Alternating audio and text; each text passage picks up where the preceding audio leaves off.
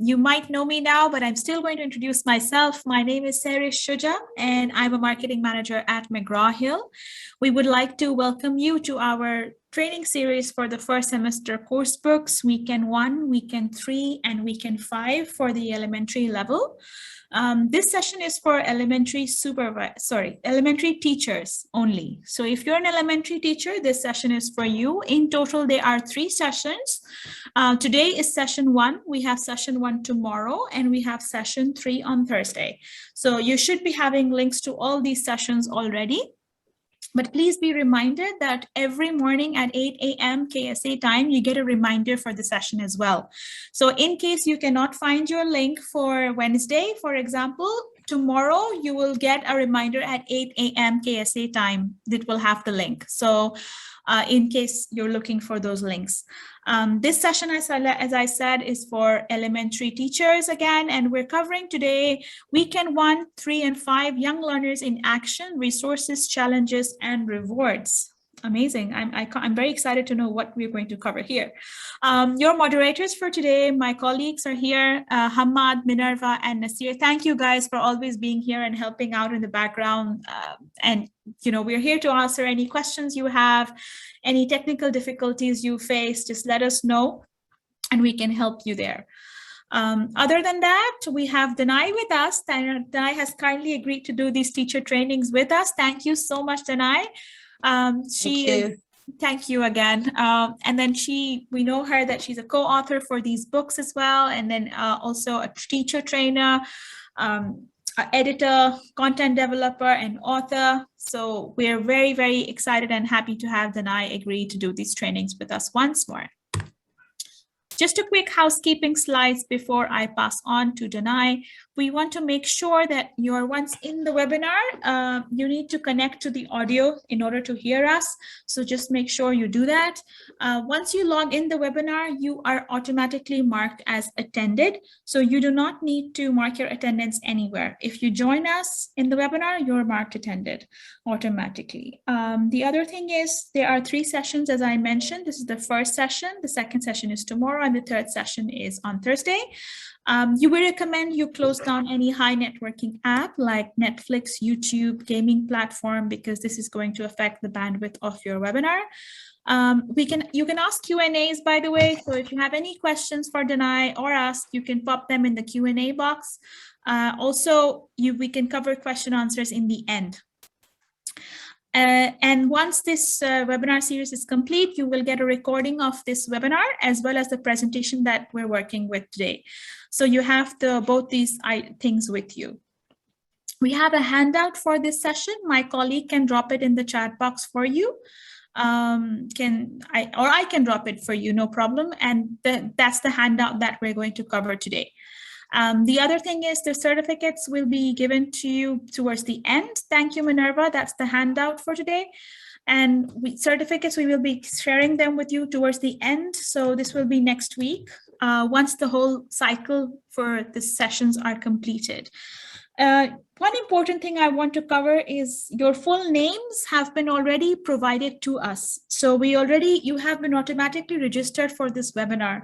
So the names that you've provided are the names we received, and you are automatically registered. So we are not able to change any name that have been provided. It's going to appear as you have given it.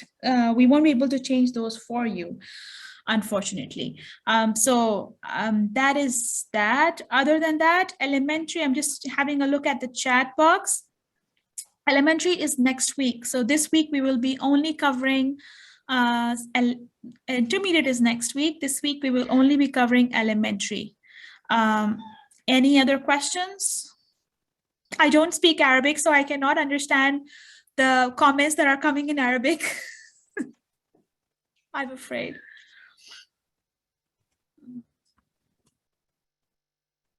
Okay, I guess I'm going to Oh, I have one more slide. We do want to keep the training as interactive as possible. So make sure you use the chat box, and that's on the right side, which you guys are doing really well. And actually on you can see right here on the chat box, it says to all panelists and host attendees, or it will say all host and panelists. If you can just click on the drop down and click everyone, then your other participants will be able to see your comments. So use the drop down and select everyone from the list. Then everyone can view your comments. Just making sure you got that. I think you're very busy with your names. Okay, I'm gonna, and then you can use the Q&A box to ask us any questions. Yes, the meeting is being recorded. I'm glad you got that. I will now stop sharing my screen and let Danai continue, because I'm sure we want to. How long is the seminar today? Very good question. This is going to end at 3 p.m. So this is 90 minutes. Thank you so much, and I hope you find this really useful, and I'll be in the background if you have any questions at all. Thank you. Bye. Okay, Danai. Thanks. Okay, thank you.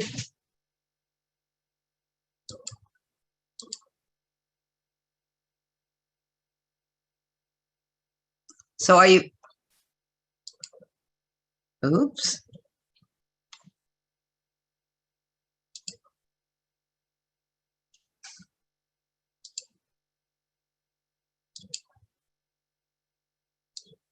Sorry, give me a minute. I don't seem to be able to share successfully. Sorry. No problem.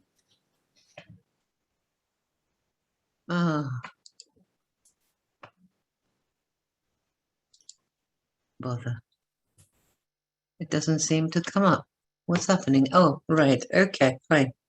So I have to change. Yeah, I can see. What can you see? You Your can see screen. it. Yep. Okay. Young Learners in Action, Resources, Challenges. I can see your presentation. Okay, fine. Great. Thank you. No problem.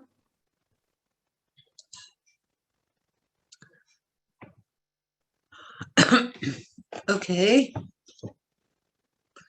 Hello, everyone. We can see the presenter view, by the way, Danai. Sorry to interrupt. You can't see the presenter view. I can only see the presenter view. So it's not shared, you mean? It is shared, but I can see the next slide also. I think this is the share screen that you need to. Right. Okay, fine.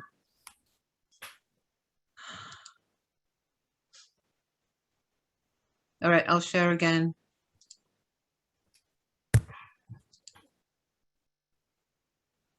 Yes, you will receive the PowerPoint slides, but not after this session. You will receive it along with the recording.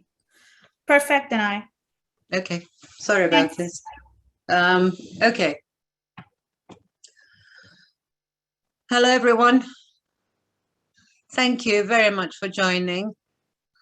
I hope you're not sick and tired of me.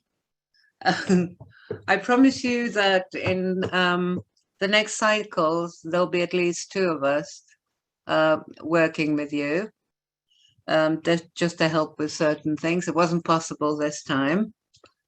Okay, what we're going to do is think about basically challenges.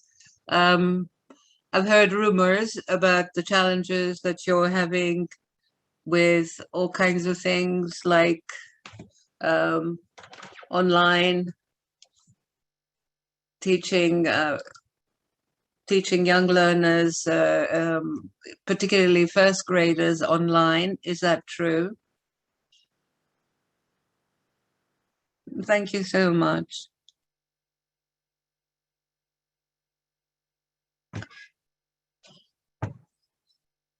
Okay, so there seem to be sort of mixed ideas. Okay, on that. All right, we're going to try and address that. So I'm not only going to be talking about online. Obviously, we're going to be considering everything, but see how we can do some things online as well.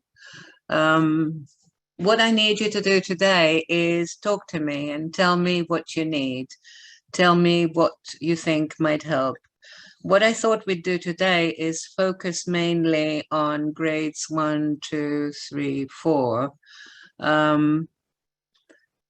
Okay. And we'll carry on with other material tomorrow and the next day. All right. So how do you feel about this? By the way, I just want to clarify in case there are supervisors joining this session as well. It's not the same as a supervisor's session. Your supervisors will be able to give you more details about a number of issues.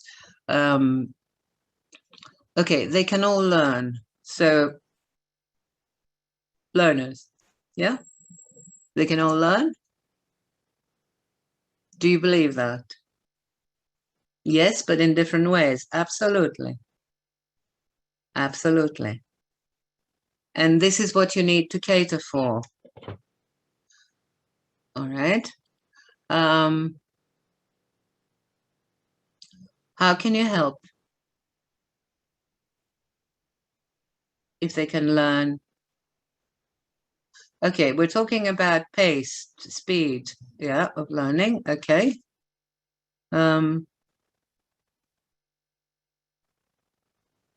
Getting their attention to learn. Okay, I'm going to be giving you some examples of projects today, but again, there's going to be more in the third session on that issue. Guiding, you mean, and through scaffolding and so on. Okay.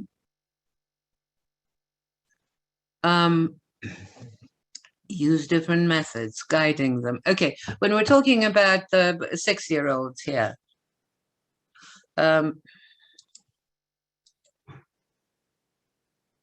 and talking about any age, you're familiar with this, aren't you? It's something that we mentioned in passing last year.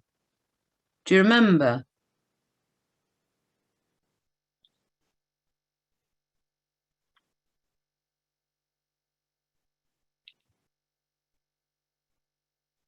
Okay, all of your comments about first language, encouragement, and so on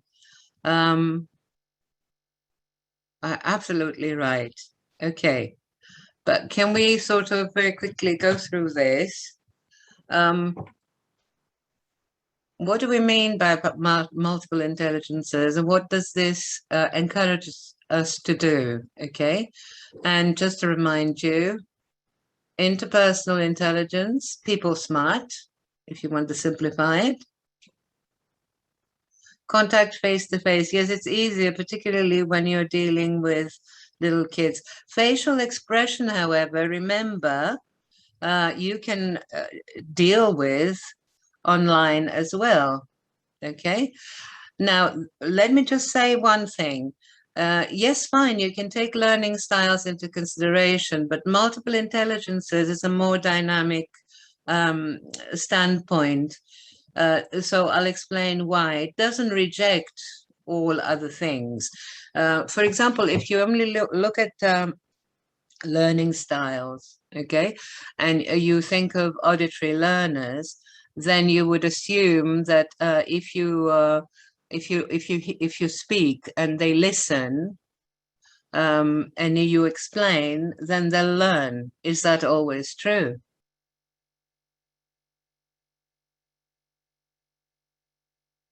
No. So let's just think about this quickly. And as I said, your supervisors might choose to give you more information on this. Okay. So multiple intelligences, interpersonal, people smart. This is for everybody, not just children. Okay, people smart are the people who do have the social skills. Okay. We'll get into first and second language in a minute. Let me just carry on with this so I don't stop interrupting. Then some people will complain.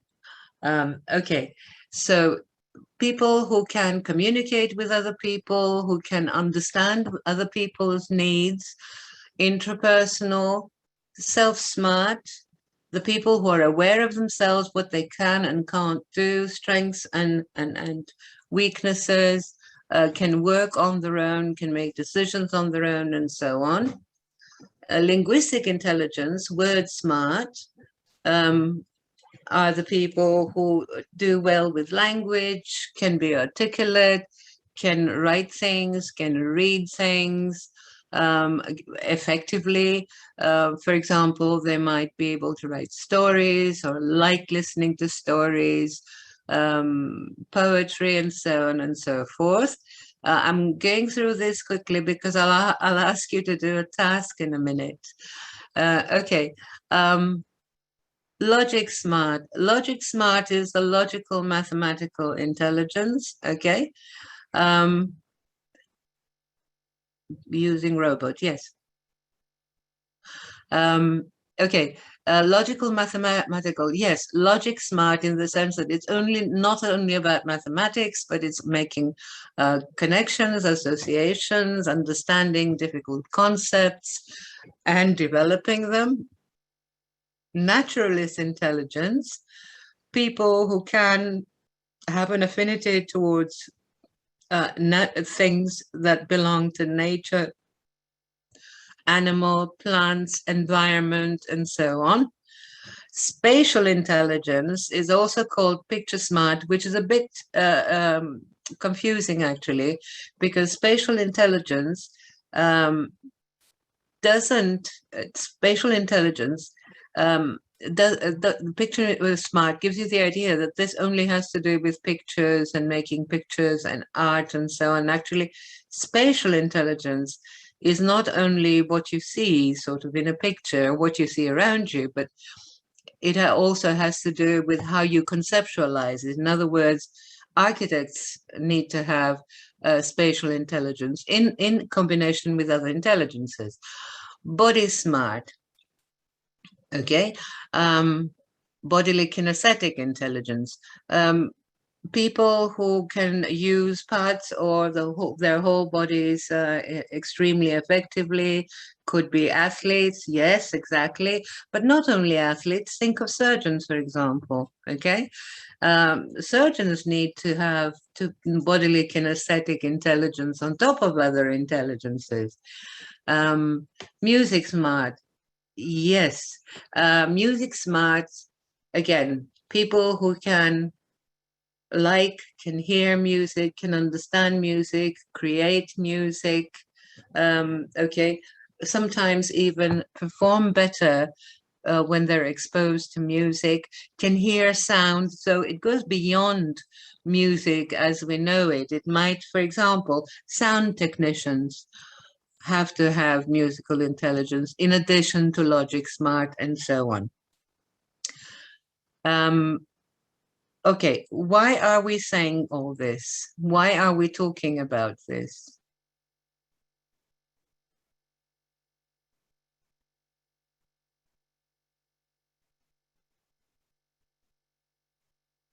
Think of the learners, okay?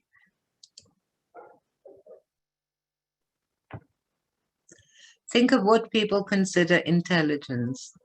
An intelligent person, a clever person, a smart person in the world. Help teachers, yes, we're talking about this to help teachers deal with young learners, and in fact, all learners, okay? A suitable strategy, yes, but how? Okay, each person possesses all intelligences, all right? Some of the intelligences are, in a sense, stronger, if you like.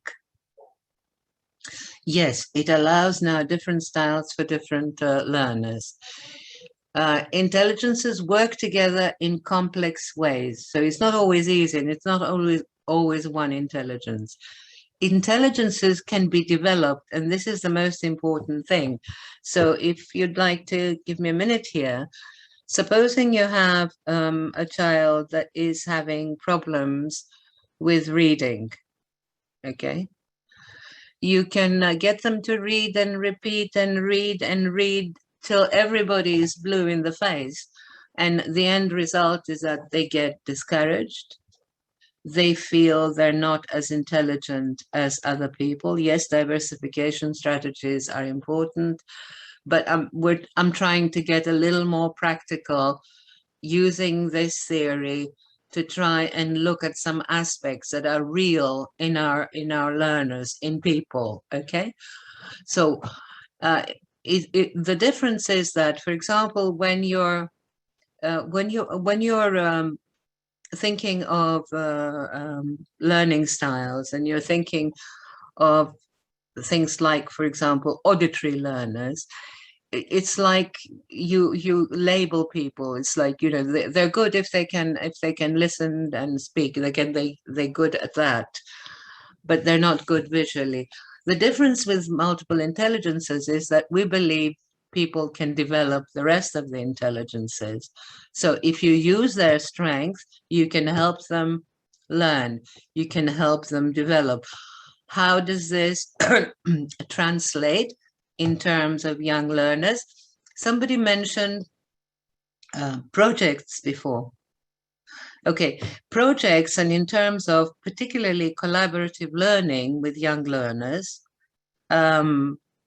if you need to get to know your people, your students, and somebody mentioned that before, and it's a key thing. It's a very key point. Okay, yes, you do know, you need to know your learners. Yes, the only reason I'm not getting into individual differences because yes, you're right. We are talking about individual differences, but we're not talking about the psycholinguistic individual differences necessarily. So I'm not only stopping at attitude, aptitude, motivation, and so on. All that you can bear in mind at the same time. Okay. So to go back to this, the important thing about the standpoint, intelligence can be developed. So you have a student who has trouble with reading, okay? And you get them to read and read and read and read more. Can you make a person an intelligent person, or just develop intelligence? Well, if you develop the intelligence, then obviously the person is intelligent. In some areas, more intelligent than others. But the principle here is that we all have intelligences. If you think about it, and this has a lot to do with the research that was done.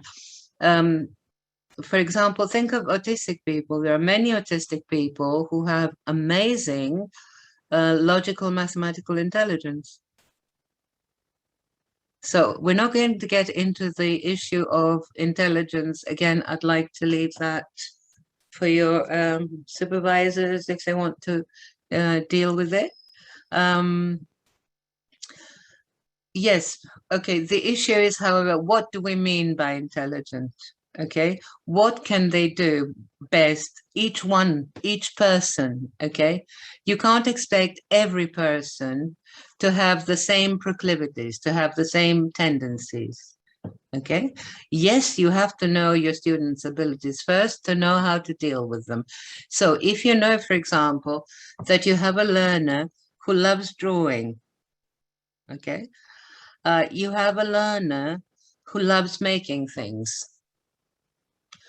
You have a learner who loves stories, okay, and you have a learner who likes music.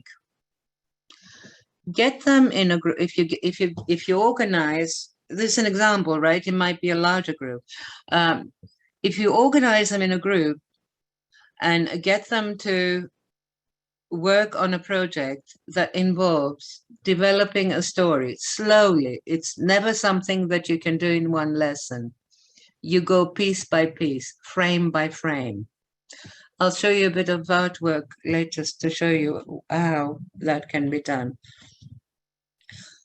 So basically, they look at it, or if it begins with the story itself, yes, step by step. If it begins with the story itself, you get the person who can draw to actually draw the frame. if they want to at the same time perform like some kind of dialogue, you can get the people who like making things to make very simple puppets. But you need to plan this ahead, obviously. When I say simple puppets, I mean a sort of a paper figure stuck on a stick, on a kebab stick type of thing. It doesn't have to be anything terribly difficult or inaccessible. If you want to make it nicer, of course you can, if you have the resources, okay? So basically, it's in a collaborative group, you can help the learners take on tasks that are best at, and at the same time, get involved in an activity that gets them to do things that they think they're having difficulties with. Yes, sock Muppets are fantastic. I've lost mine, unfortunately. Actually, I think I've lost it in Jeddah. Last year I was there. Okay. Now, again, I'm not talking about a quick, simple activity here. It's something that we need to think about and organize beforehand. But whatever we do, it's something that we need to take into consideration. In other words, use the strengths that our learners have to help them develop in the area of the intelligences that we need them to develop, so they can learn better, so they can carry on. Yes, tasks should be suitable for different kinds of intelligences in a group, but it doesn't have to be random. You have to determine this depending on what each person can do. And what I'm going to, what I'm going to ask you to do now is check handout 2, and I hope I'm not making a mistake as to which handout I referred to.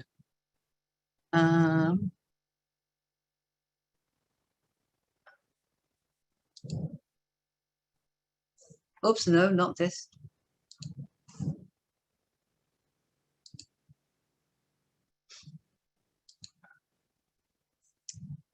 Can you see this handout? Have you got this handout?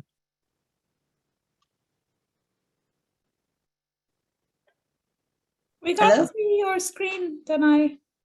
Sorry? We can see the PowerPoint presentation. I know, but I'd like everybody to do this as a task. Okay, this is handout 2, I guess. Yeah. Okay, I've just shared the handout link, everyone. Please download it, and you can see it's handout number 2. There are 2 handouts on that link. And you can download them, by the way. So we'll give you a minute or 2 to locate these.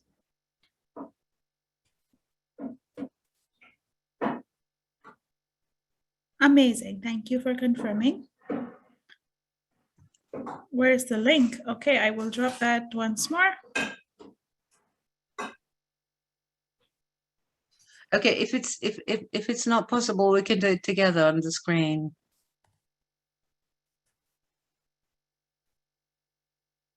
Oh, they downloaded already tonight. They have the handout. Okay, thanks.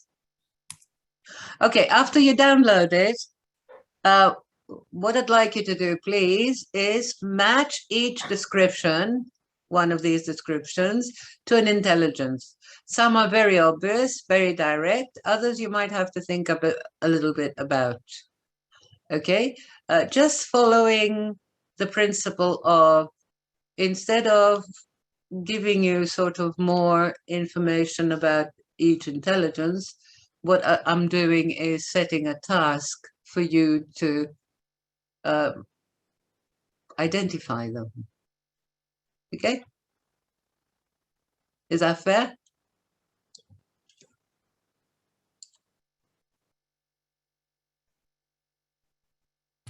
Should I share the handout on the screen? Sorry? Should I share the handout? No. Okay, please don't answer immediately. Do everything Okay, everyone, match each description to an intelligence. Okay, please listen. What I'd like you to do is go through all the descriptions and match each one to an intelligence. The intelligences are at the top in different color.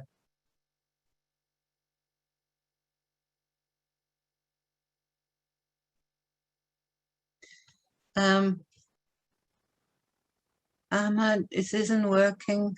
Not working. Just okay. I get your point. Again. It should. Oh, you're sending out the answers already. Okay, but just simply okay. Not working. All right, hang on. All right, what you can do. Okay, this is an obvious one, so I'll do it. So what you can do is take this and put it there, right? Hello, everyone. Denai, if you're showing us the handout, we can't see it. You can't? No. Oh, God. That's what I meant when I was saying, do you want me to share the handout on the screen? Oh. I can see your presentation, but not the handout. Oh, that's a shame. I can do that really quick.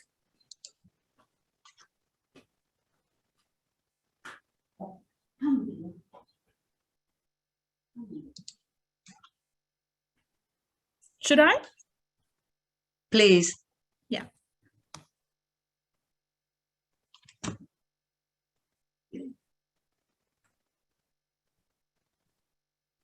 Can you see it? Yep. Brilliant.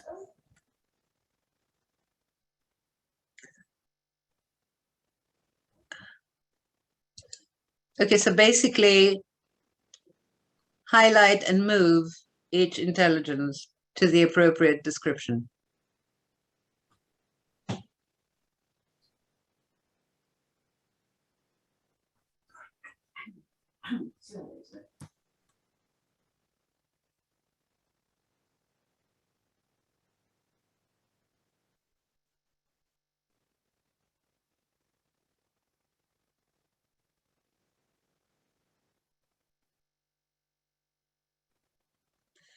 Please don't answer one at a time now. Just do everything and let's deal with it together.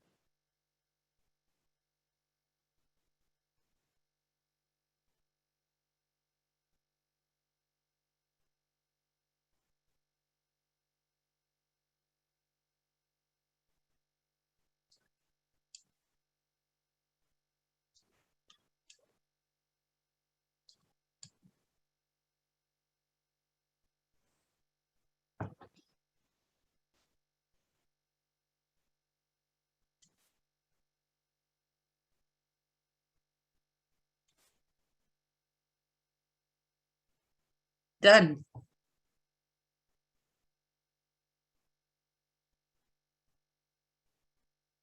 Okay. All right.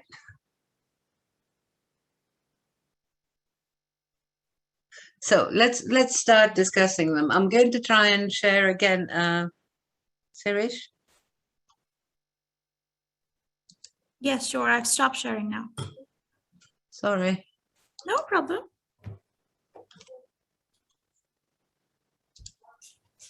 Okay. Perfect.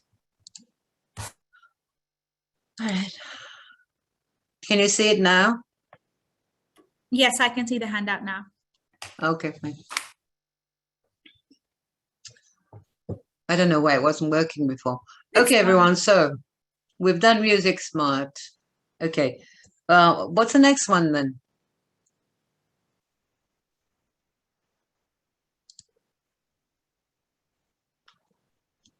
No, you don't have to number. Okay, so the second one, this is what I was trying to show you before. You don't have to number, just move. If you're using things online and you're dealing with students who can do things, who are computer literate to some extent, Just do things like that. You don't need to resort to numbering if you don't want to. Okay, what about this one? What about the third one? Okay.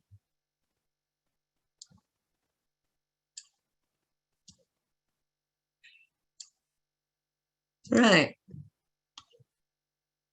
And then?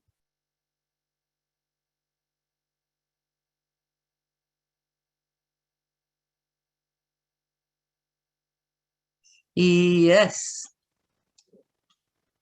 Hang on, hang on, hang on. So this is picture smart. You said this is people smart, okay. And I left a T behind. It's not a perfect world. It's not perfect technology either. Oh, never mind. Okay.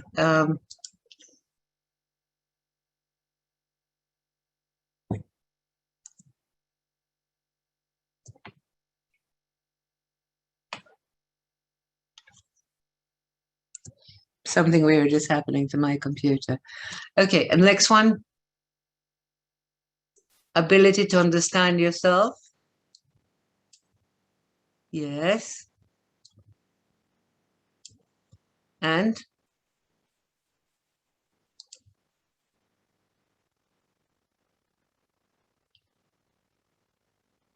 nature smart.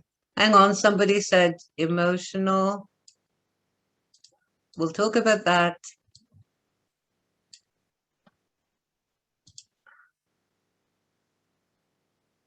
And word smart.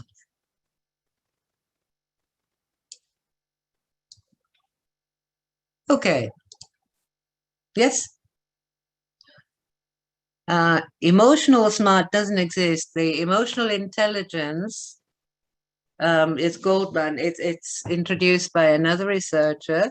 It's basically, according to this taxonomy, it's a part of interpersonal intelligence. Emotional intelligence has been used very widely, both in our kind of theory as well as in business management and so on. And it does have to do with the ability to understand people. It's got a lot to do with empathy, to be able to put yourself in someone else's shoes and make decisions accordingly. So it's more than relevant, obviously, from that point of view. Okay, let me get rid of this.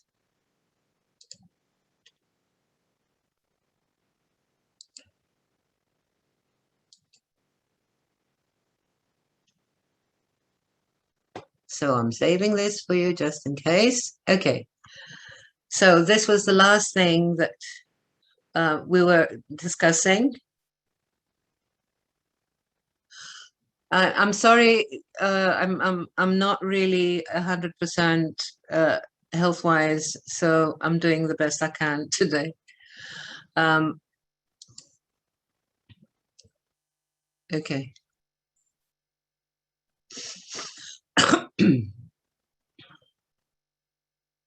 Now let's think about learners first, second, third, fourth grades. Can we think of similarities and differences? Keep emotional intelligences in the back of your minds because we're going to be referring to them throughout the rest of the days as well when we start looking at activities and things. Okay, but thinking. Thank you so much. Okay, but thinking of learners, I'm sure you have experienced some difficulties or had you found challenging. Have you done exactly the same things? Okay, have you done exactly the same things with first graders as you've done with third or fourth graders, for example? Yes?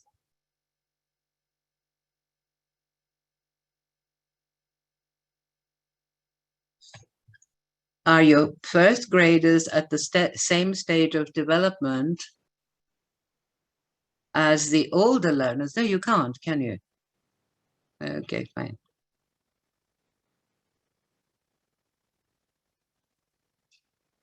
Different ways, of course. Okay.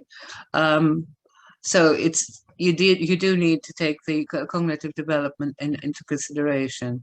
What about behavior in and out of class? First and second graders tend to be more motivated. Yes, I agree with you.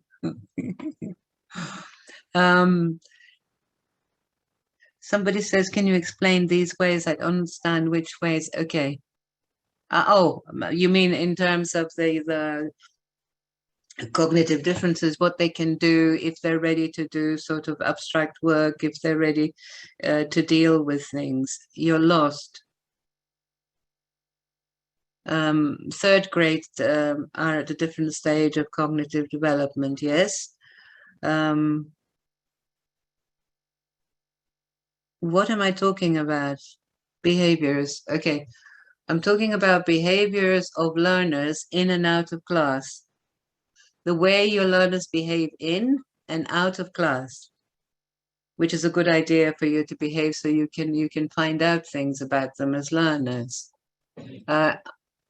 Do first graders behave the same way as fourth graders?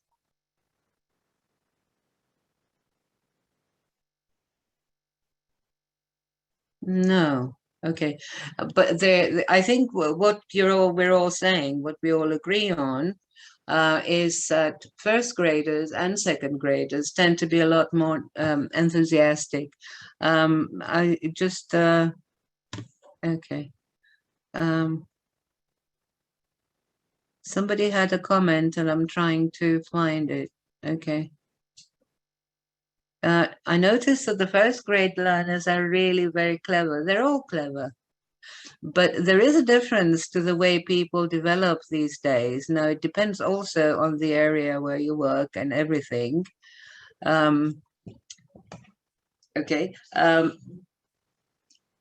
If you consider the fact that you have learners that are computer literate, even at that age,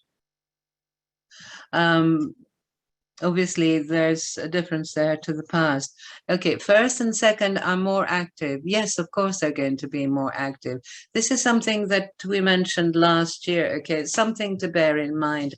We're going back to more sort of classic standpoints, and I'm not going to go through theories that you already know, like Piaget and Vygotsky and so on.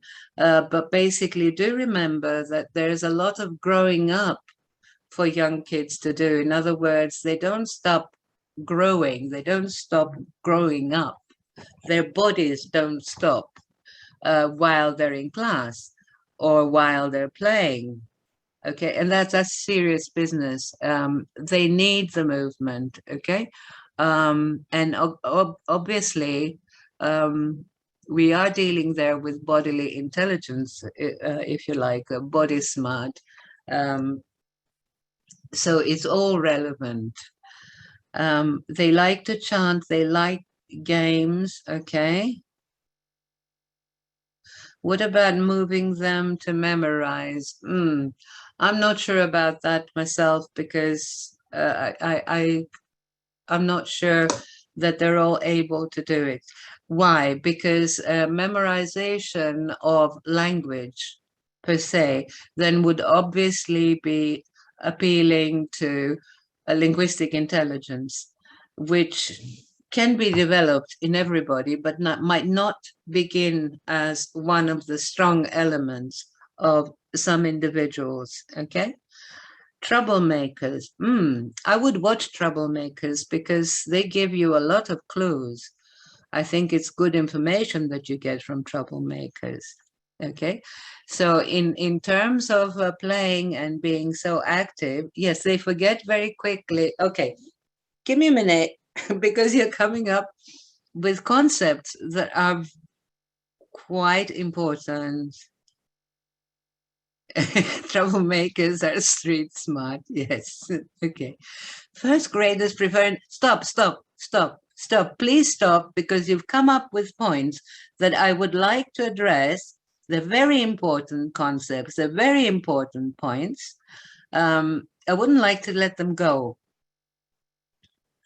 Okay, please. Playing and chanting are very effective and motivating. It's got to do with growing up and all that. And it's also related to bodily kinesthetic intelligence. It's related to musical intelligence. It's related to sometimes natural intelligence. You name it. Okay, so it means that this is what is strong. So if they like chanting, and you use chanting to get them to learn things and to get them to learn words, as you've seen chants in your book, and I'm sure you use other chants as well. The language in the chants they're likelier to remember than remember things that they have just had to memorize off the top of their heads, and particularly out of context without any meaning. So it's important to bear that in mind. They like stories. Yes, it's interesting that they all like stories, which means that linguistic intelligence is there.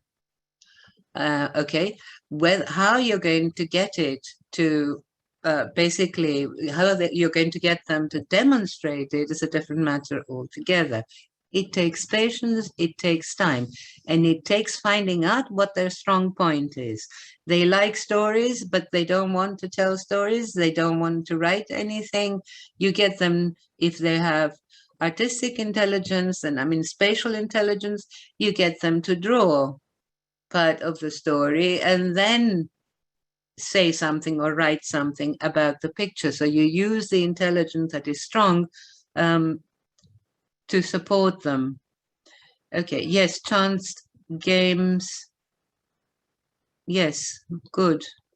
Okay, pictures and games, music and games, songs. You see, I lost some of the things. Yes, of course, you can share something about chant and music.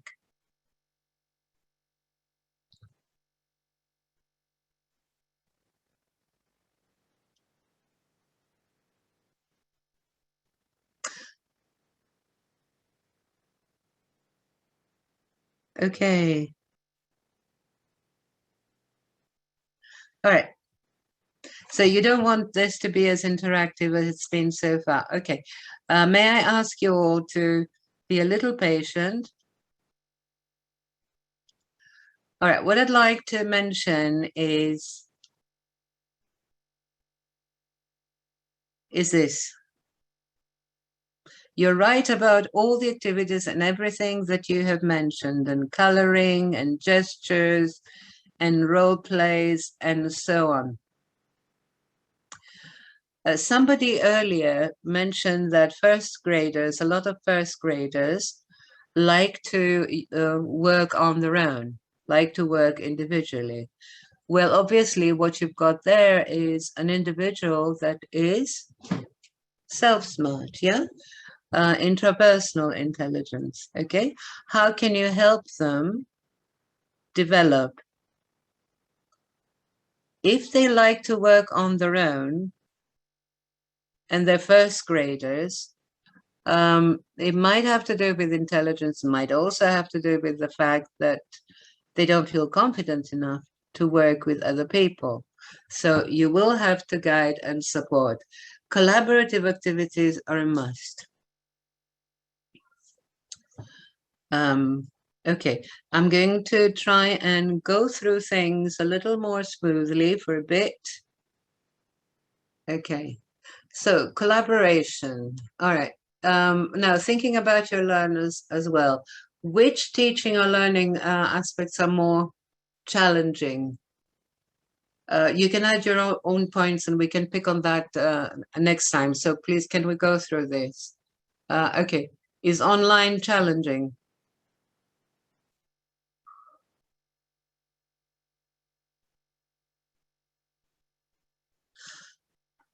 Okay, it's challenging for some people and not for others. I think it's quite an interesting thing there. Yeah, but it will be online for first graders, I suppose. When they're not first graders, they have been to school. They are older students. Then they are pretty much in a blended learning situation, aren't they? Because they have had the experience in class and they're having to work online now due to circumstances. Reading, okay. All right, first graders. Can you expect first and second graders to read comfortably? Isn't that an expectation that is a little... No, you can't. Okay, you can't expect them to read comfortably. Reading can't come first. Stop there for a second, please. Nobody's stopping. Stop. Everyone wants to Okay, communicate, and that's great. I mean, but okay. we're pausing here, guys. Yes, online games, worksheets, and so on. I know you're good, and I know you do all sorts of things. We established that last year too. You're fantastic. Okay, but stop for a second.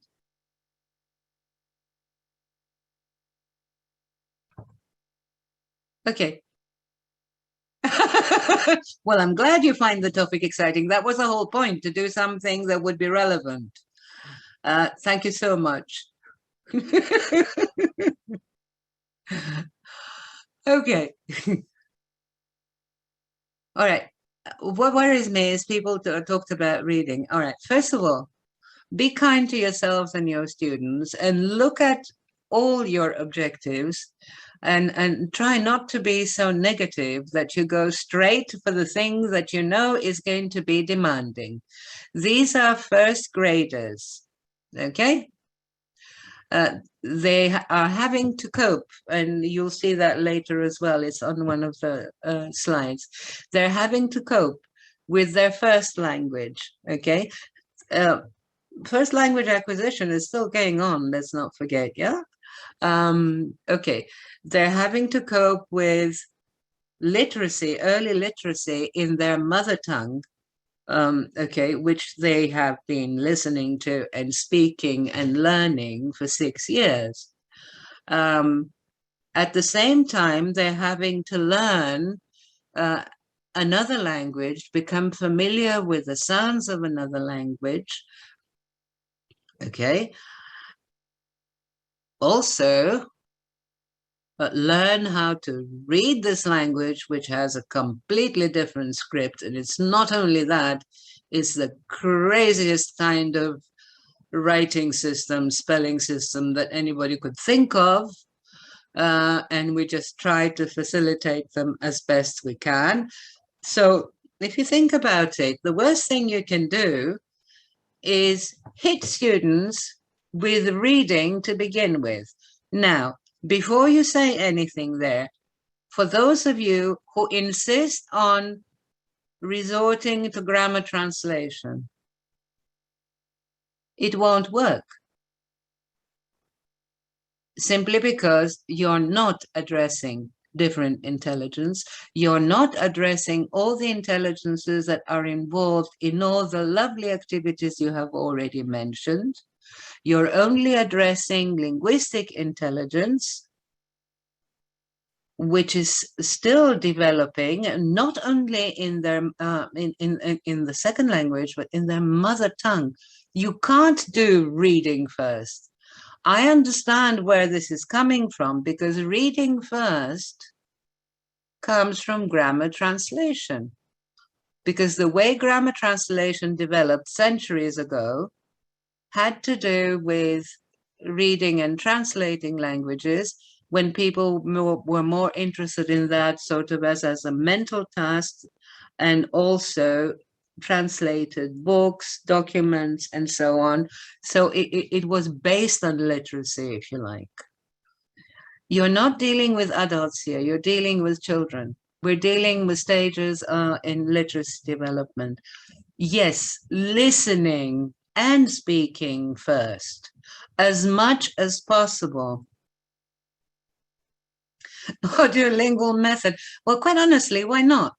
I mean, I don't like the complete sort of aspect of audiolingual method. I was trained in it at some point in my life, but drilling, yes, absolutely. You do have to know how to drill, how to keep pace, how to keep people involved. In other words, what I'm trying to say is pace is important. Knowing your students is important. Pace is important. Yes, variety is important. Sometimes you can manage the simplest material in the most effective way if you know how to go about it. And you are more open to anything that works from any approach. Being dogmatic doesn't get you anywhere. And grammar translation might seem kind of the easiest thing to do, and it is, because you're relying on first language. So great. But you're not teaching your students how to deal with spoken language. Spoken language was not an issue when people were dealing with documents and books and translating for study purposes or whatever. A little writing, interestingly enough, if you think it's possible, because I don't know how you feel, how do they manage with their own writing, with their mother tongue, with the writing in their mother tongue?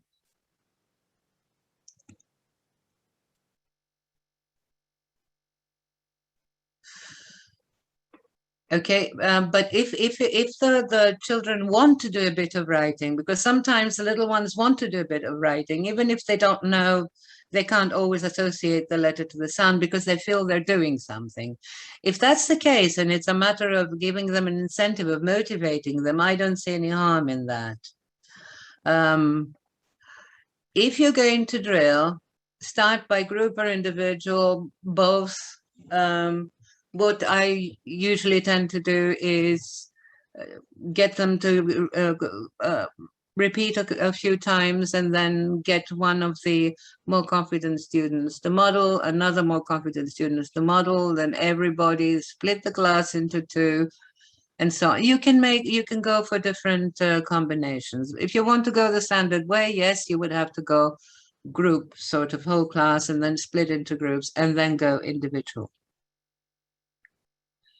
Yes, I agree that little writing gives themselves some confidence, and this is also what their parents believe. Yes, thank you so much. That's the other thing I wanted to bring up. What we seem to not want to talk about is parents' role, particularly in teaching online. How do you feel about that?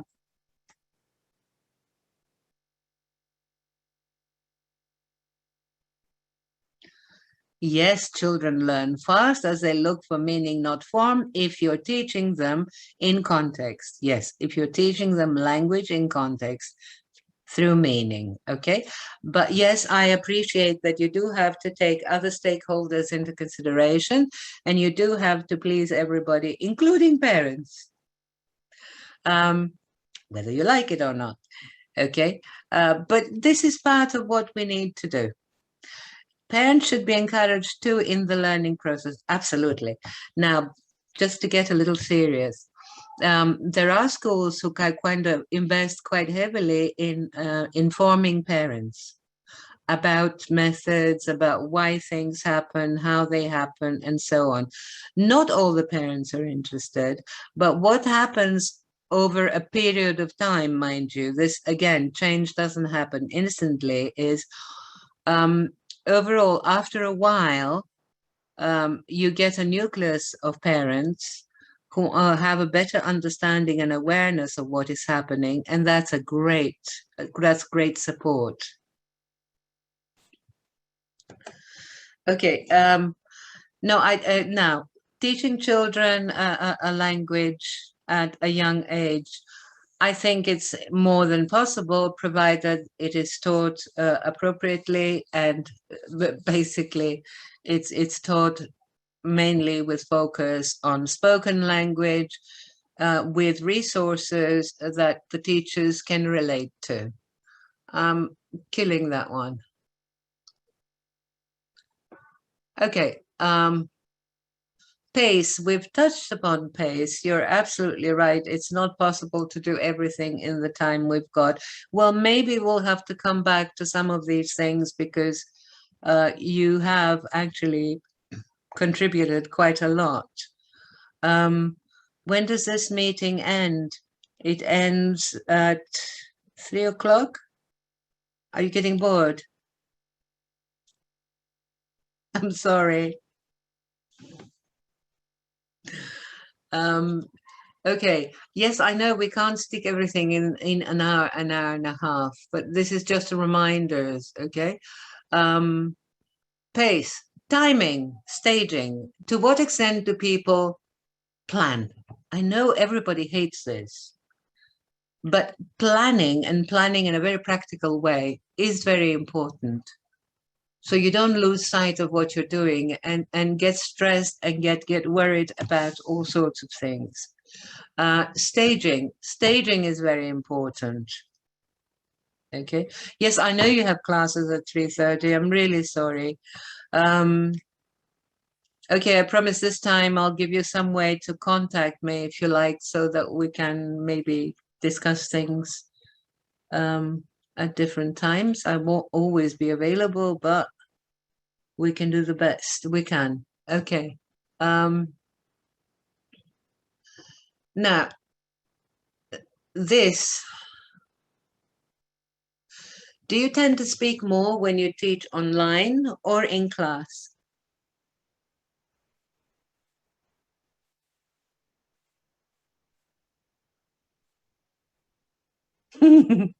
It's a mix, isn't it?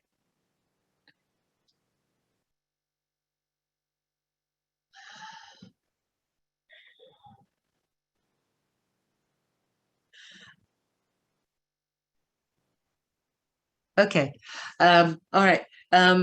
Sirish, I'm going to try to use the little video now. And hope it all works.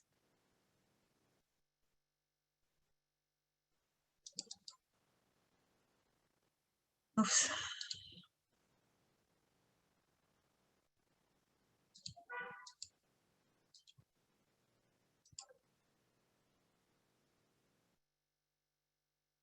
Oh God, no, I won't waste your time. I'll try and do that in a minute. Okay, just to remind you, you've seen this already. You saw it last year, developmentally appropriate practice, developmentally inappropriate practice. This doesn't only have to do with the children's stage of development, it also has to do, I would like to add, with the child's proclivities, with the areas, the intelligence areas that that they're stronger in, which can be used to develop the ones that maybe are not at the same level. Okay, so, and grammar translation, I'm afraid, is one of the areas that is developmentally inappropriate for 6 or 7-year-olds. Okay, now, while I'm trying to sort out this little video that I want to show you, can you please try to fill in the blanks here, just so you get, again, you're reminded of what you ask your students to do sometimes. Okay.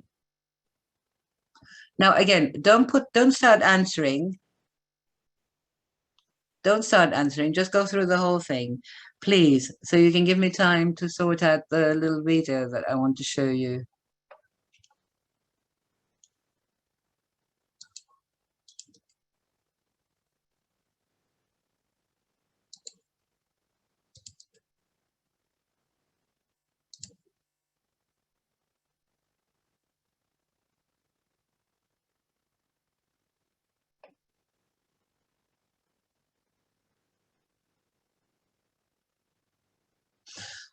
Oh, God.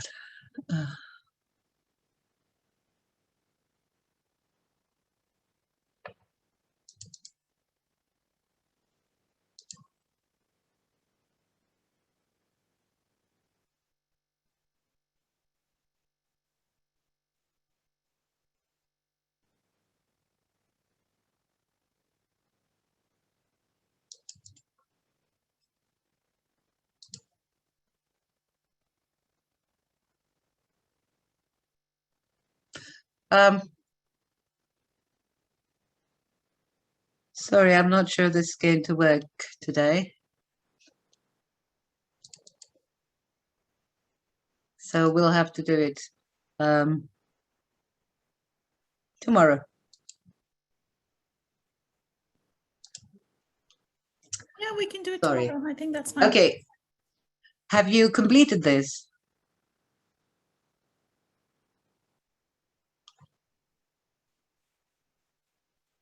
No problem. Can we have some avoid translating everything? Yes. Help by using. No, unfortunately, the other video doesn't seem to. Real objects, yes. What about here? Only real objects?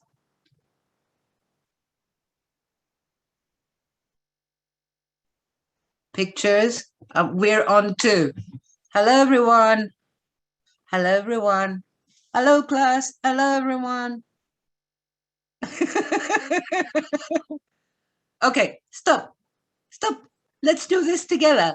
Okay, help learners understand meaning by using, you say, pictures, real objects. What's the next one? Flashcards. Pictures. Okay. Allow your learners to associate words with appropriate cards, pictures, objects. Okay. This will help learners store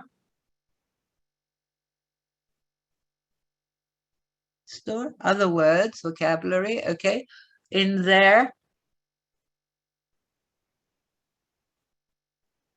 mind or memory, and recall them good when they see the image object.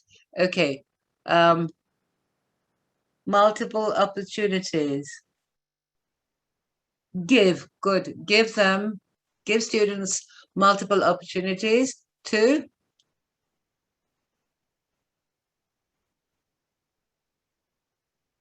learn, try, use. Okay, use, listen. Okay. Understand. Okay. And repeat language. Okay. So use images, illustrations, pictures, objects, mime to. Yes, to link with life. Absolutely. To do what? Oops, sorry.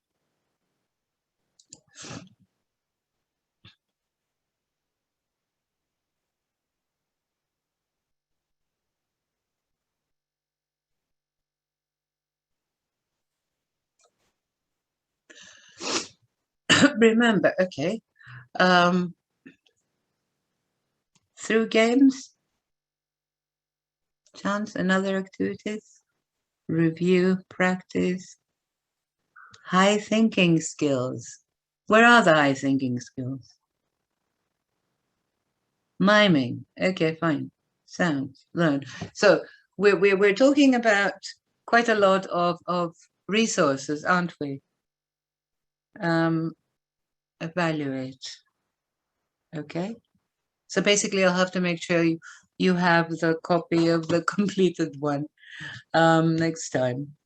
I'll give it to you. You have remembered some of the things. Okay, teach, guess through games, start to teach. Okay, all right. I've got one little task for you, just to see if you remember anything.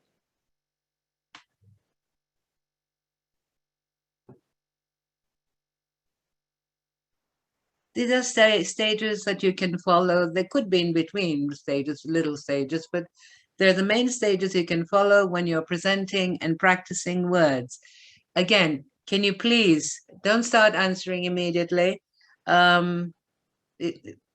Just read through everything carefully. Think about the staging.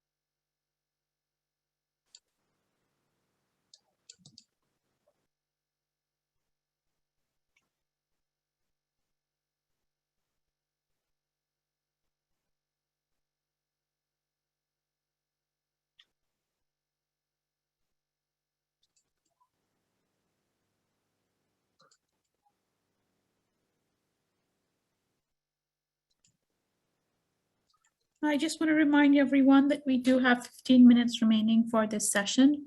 So thank you for your time and hanging in till now.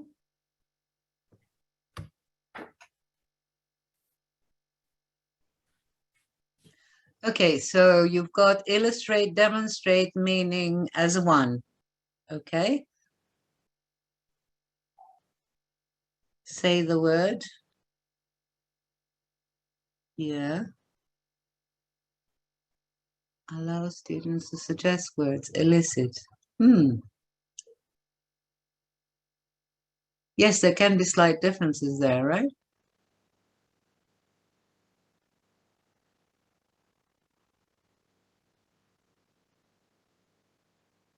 Illustrate, yes.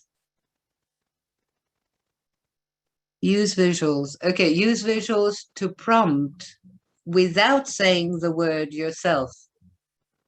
Let students say the appropriate word or state or phrase. So you don't have to go on speaking every time, okay? Then repeat, bodily action if possible and relevant, okay? Illustrate, demonstrate meaning first you have covered, say the word you have covered. I think you've come up with a very reasonable order. Staging. Okay, this is what I mean when I say you need to think about a little more positively. Think about what you can do and how you can do things in class and plan accordingly so you can manage your time as well. So listening and speaking are prioritized at initial stages. Oral skills. Remember, yes, good. I can see your answers and they're all acceptable. Remember that particularly your first graders some of their strengths include oral skills, yeah, because they've been listening and speaking their mother tongue. Audio material can be used repeatedly to familiarize students with sounds in the target language through listen and repeat. Don't be afraid. Put the numbers at the end. Yes. Okay.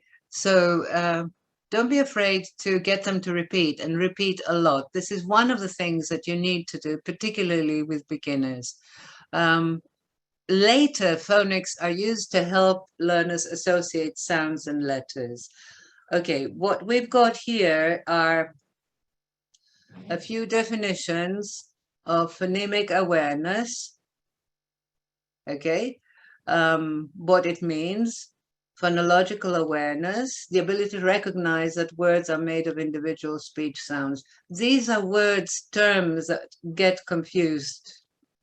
Phonological awareness involves identifying and manipulating larger parts of spoken language, such as whole words, syllables, initial consonants, word chunks. Both of these things are considered precursors to phonics. So these appeared first in the research, in the literature, and eventually phonics became more established as a system, okay? Phonics can be used differently. They can be used in a synthetic approach, looking at the word one letter at a time, or the analytic approach. Each letter is taught within the context of the word, okay? That's a very general sort of view.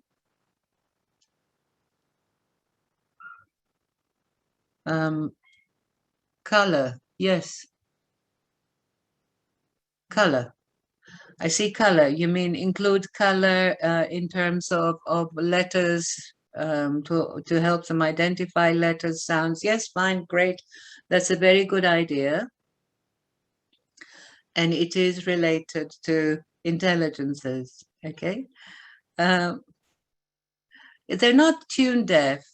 You need to help them develop the ability to hear the difference.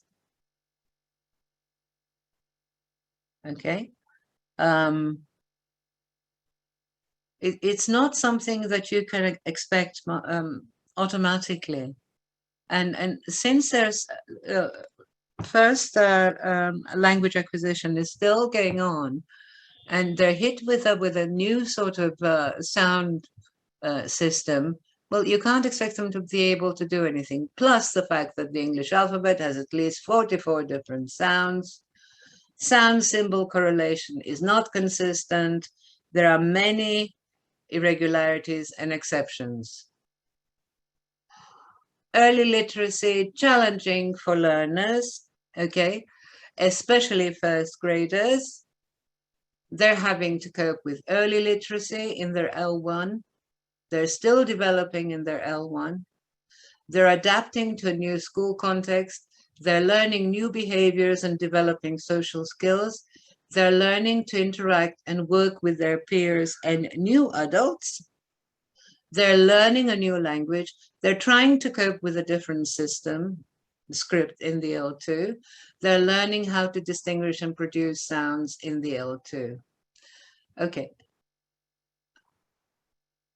Now, we're not going to go through the material today, but what I wanted you to try and think about, if you can, if you have the time, is looking at what you have for the first trimester, or what is left for you to do in the first trimester. Can you please think of any sections or any activities that you would find challenging in terms of kind of doing them online? Okay, and before we wrap up, what I'm going to do is try and show you this video, which is a real teacher, a regular teacher.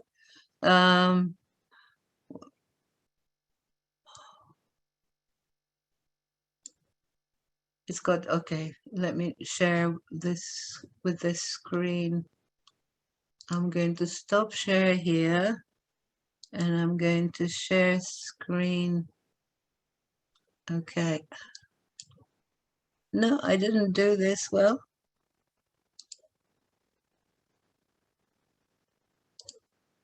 Okay, sorry, just a sec.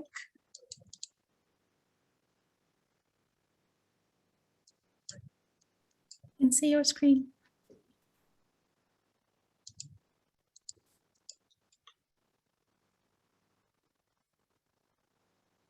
Can you see? Yeah, Nick. We can't hear anything though. Ah, okay. Okay, hang on. I need to hang on. I'll share the sound. Sorry.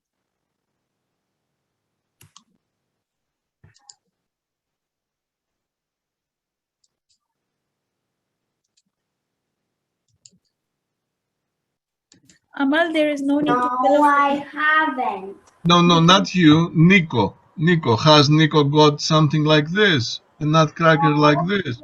Hasn't. No, he hasn't. Okay. Dimitri, have you got a pen like this? Yes, it is. No, Nico. Dimitri, I said. Dimitri, have you got a pen like this? Have you got a pen like this? No, I haven't. Okay. Yorgo, has Yes. Jimmy got a pen like this? No, he hasn't. No, he hasn't. Very well done. Okay, Yorgaki. No, I asked you. Lefteraki, have you got a mouse like this? Lefteri mu? Lefteri? Peggy, have you got a... Lefteri, have you got a mouse like this? Yes, I have, or no, I haven't? Yes, I have. Okay, Peggy, has Lefteri's got a mouse like this? Yes, I have. Yes, he has. Yes, he has or hasn't? Or no, he hasn't. Sorry. Yes, he has. Yes, he has. Okay. Peggy Moo, have you got a brother? Yes, I have. Okay. I Theoni have. Moo.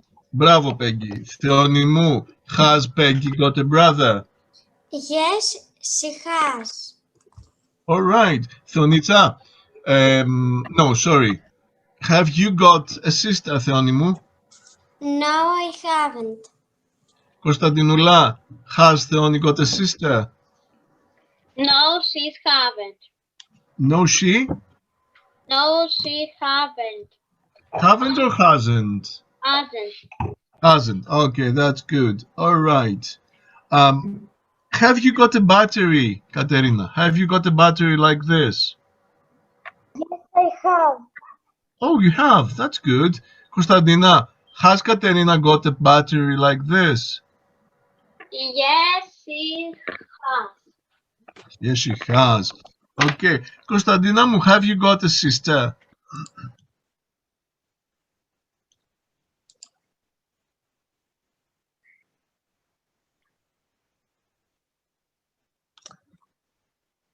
Okay.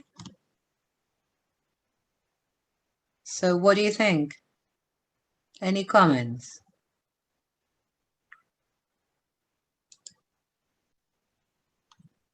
Hello, are you all there? I found this so interactive and so cute, by the way. I'm not sure if cute is the word, but really good idea, by the way. What I'm trying to, yes, I think so. And this is a normal, well, it's very popular with his students, actually. This is a normal trained teacher teaching very young kids. The students are between 6 and 7. So I just wanted to show you this. Online doesn't mean boring. It doesn't mean you being there doing all the explaining and talking. Yes, it doesn't. It's simple. It's simple and effective, but you need resources. Okay. Without showing your face, our face, well, fine, don't show your face if you don't want to, but at least show some kind of presence with objects, use toys, use things. Okay. Yes. Okay. So this, I wanted to round up with this just to get you to remember that you don't have to kill yourselves. You have to think of who you're addressing. You're addressing children. They can all learn if you address them through means that are appropriate for them, both in terms of intelligences and in terms of development. And basically, you can find out a lot about them, make it fun, involve them, engage them, praise, all that. Okay. Thank you all so very much for your patience today. I know you have to run off to class. This is what you do. Absolutely perfect. Good on you. Fantastic. Thank you This so is much. all we can do. That's right. And if you have any questions, before I move on to the questions, actually, we have a couple of questions that have come in regarding, is there a link of attendance? I will just repeat myself that you will not need a link to this to attend the, what am I saying? There is no place where you need to mark your attendance. You are automatically marked when you log into this webinar. So there is no link where you have to mark your attendance. Is that what I was trying to say? For the session tomorrow, a few people are asking if they can use the same link. No, the same link is not going to work because this link was only for this session. So you must have received another link that's for the tomorrow session. And you have to use that link to log into the session. A tip for you is it will have the subject line is going to have October 13th, which is tomorrow. So it's in your email, correct. It's in your email. It's going to have the subject line. Just check the date. It's October 13th. That is tomorrow. So you already have that. I cannot send it to you now. You already have it in your inbox. And in case you cannot find it, You will get a reminder email tomorrow at 8 a.m. in the morning. So watch out for that 8 a.m. email in the morning. That's going to be a reminder email. Yes, Muhammad, I'm sure you guys have it. Everyone who's in this webinar already has the email. So don't tell me you don't have the email.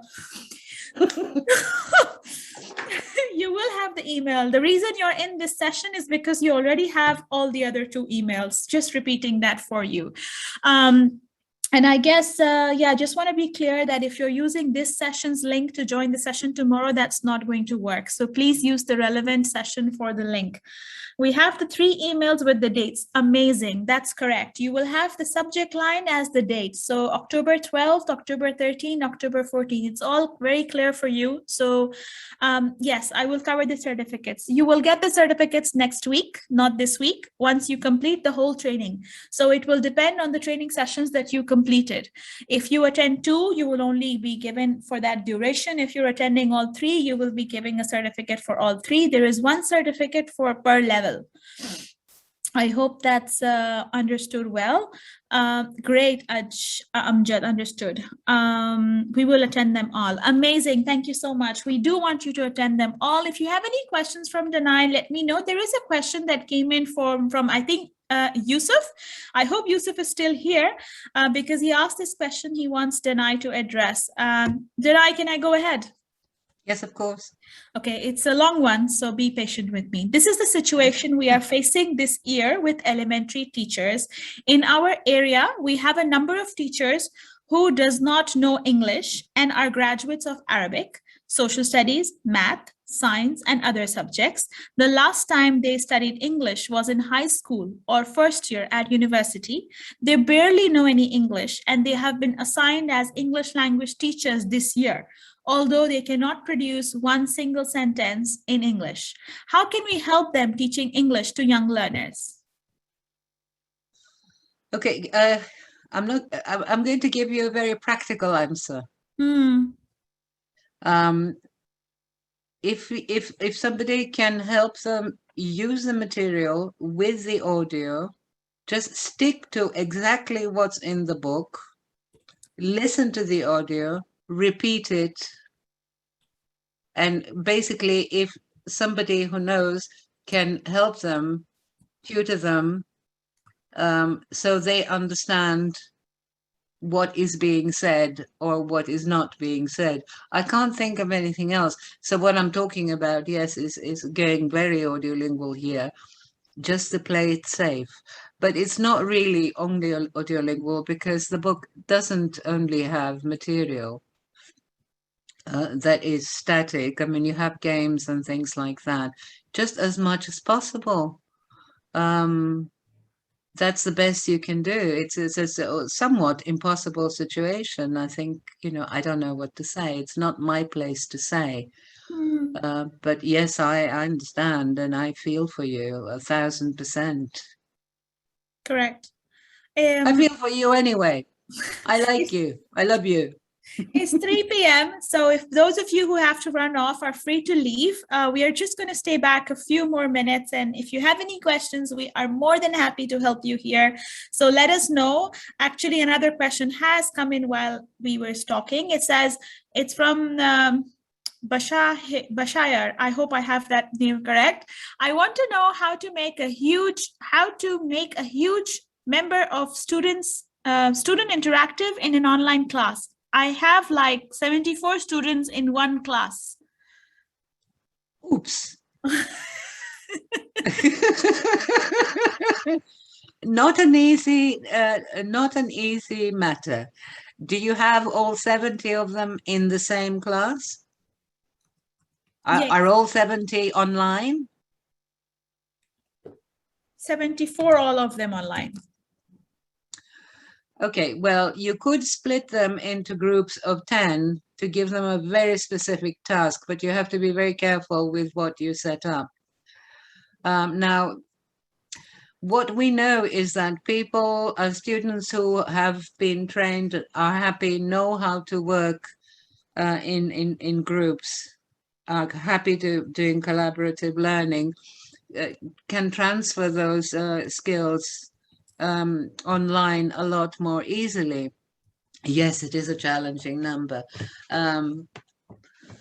But what you can do is set up the activity, get them online, and then what I'm going to try and do tomorrow is I'm going to actually ask Dida to please help us explain how you can sort things out so that you can give yourself the right, send yourself an invitation onto your cell phone so you can listen in to what each group is doing. Mm-hmm. I can't think of anything else. No, thanks. Also, a couple of questions about the recording of this webinar, and also can we share the presentation? Yes, we are going to share this presentation as well as the recording next week. So you'll just have to be a bit patient with us there, and we will share the recording, not today, but we will share it next week once we complete the entire cycle. People are asking if we are going to join the same time tomorrow. Yes, 1:30 KSA time to 3 o'clock. That's 90 minutes tomorrow, same time. There's a comment. The issue with practicing the language with the kids is we only have less time with so much to practice. It's not a question, but it's just something I wanted to point out. I missed that.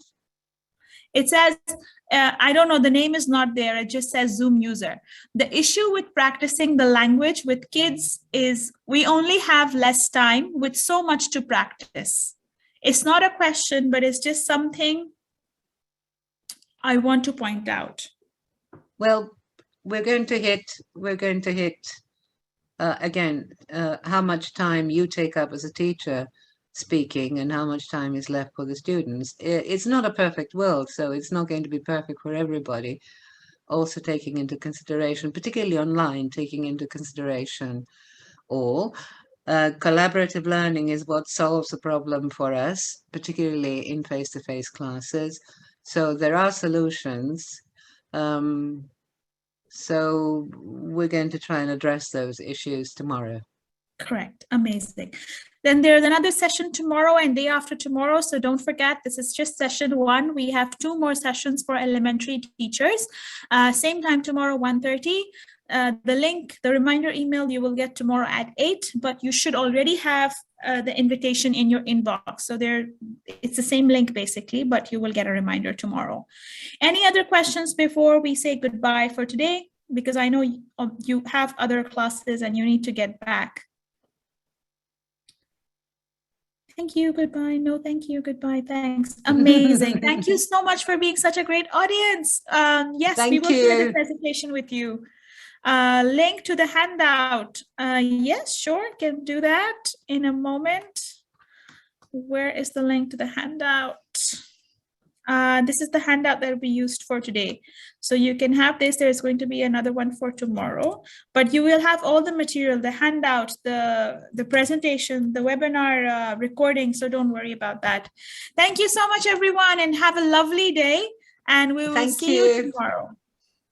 Thank you. Bye. Thanks a lot. Bye. Bye.